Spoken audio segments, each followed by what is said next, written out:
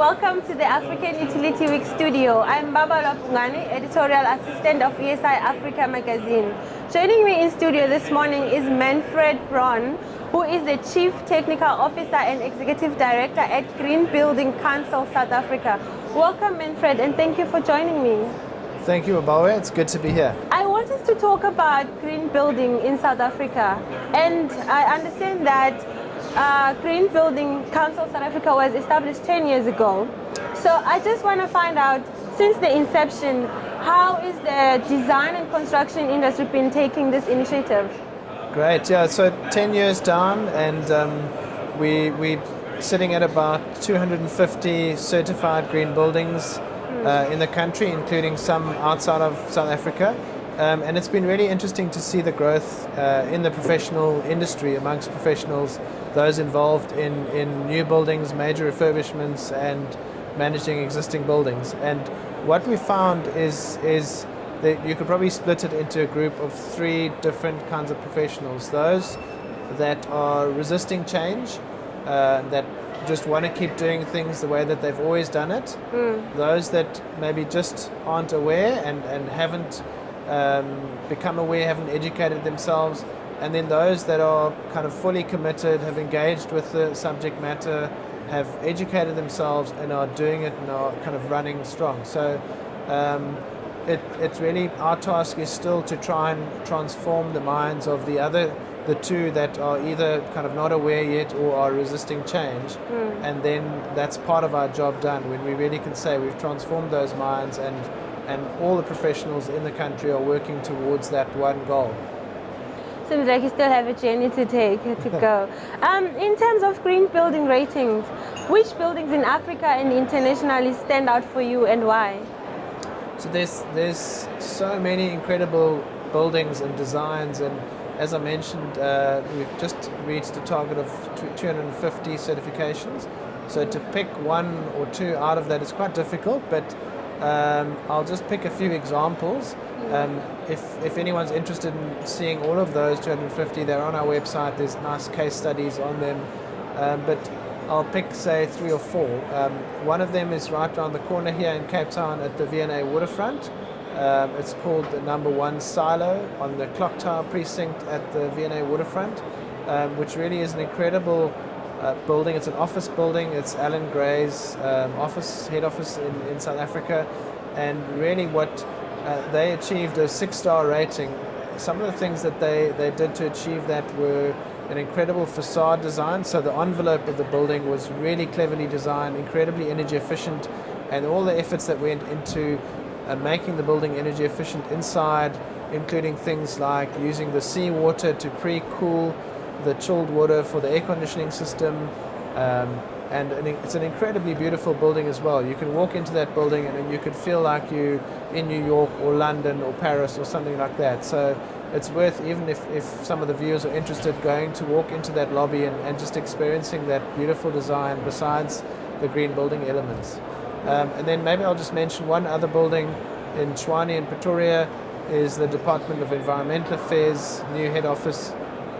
They also achieved a 6-star rating, and it's really an incredible show of leadership from the Department of Environmental Affairs to show where they stand in terms of green buildings and environmental performance.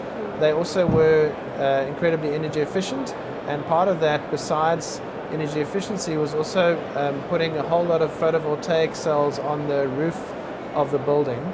And they managed to get incredibly close to what effectively could be called a net zero energy building. And they've done some really innovative things, like, for example, having a small fleet of electric cars for some of the staff and things like that. And there's also a very innovative management contract in place for 25 years with the private company that has to manage the performance of that building, that if the energy performance and water performance dips below, that there's actually penalties that get paid and so on. So some really sort of great leadership that the Department of Environmental Affairs and the Department of Public Works, who was responsible for delivering that building, showed. So you would say this initiative has been welcomed pretty well. Absolutely, both in the private sector and within government. We're seeing some really incredible examples and some strong leadership in that sector. So in terms of developing a green building, what would you say are the technical challenges around it?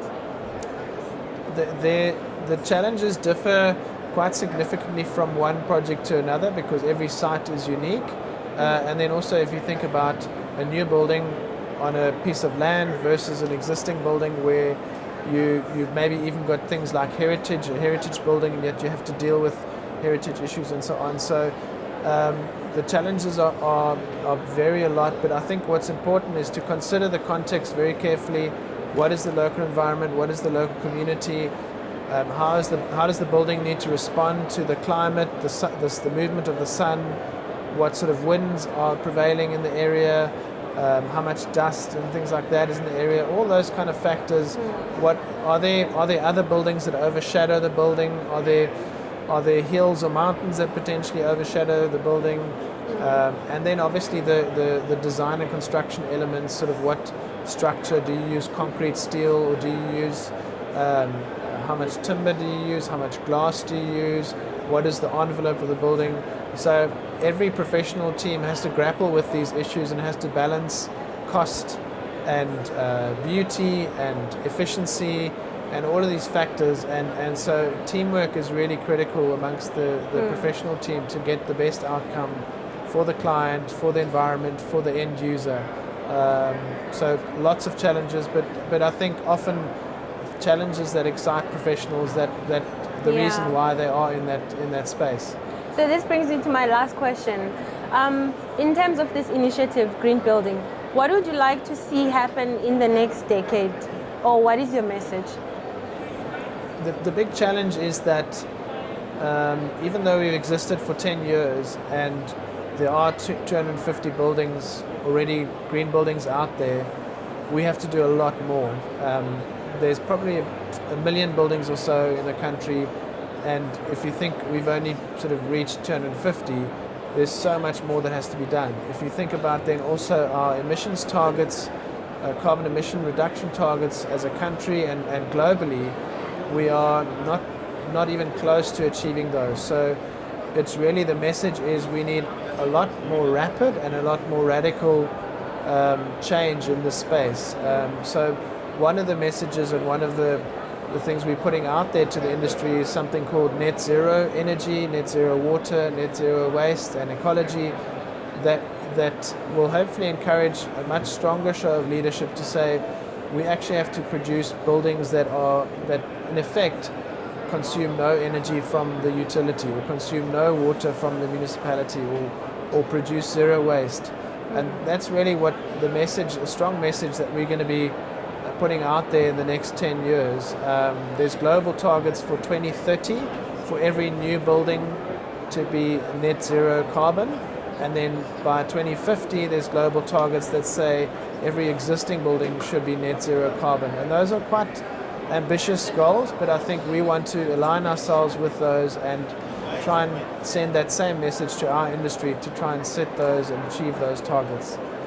Okay, well, thank you, Manfred, for your time. And I understand that in October you're going to be having a convention.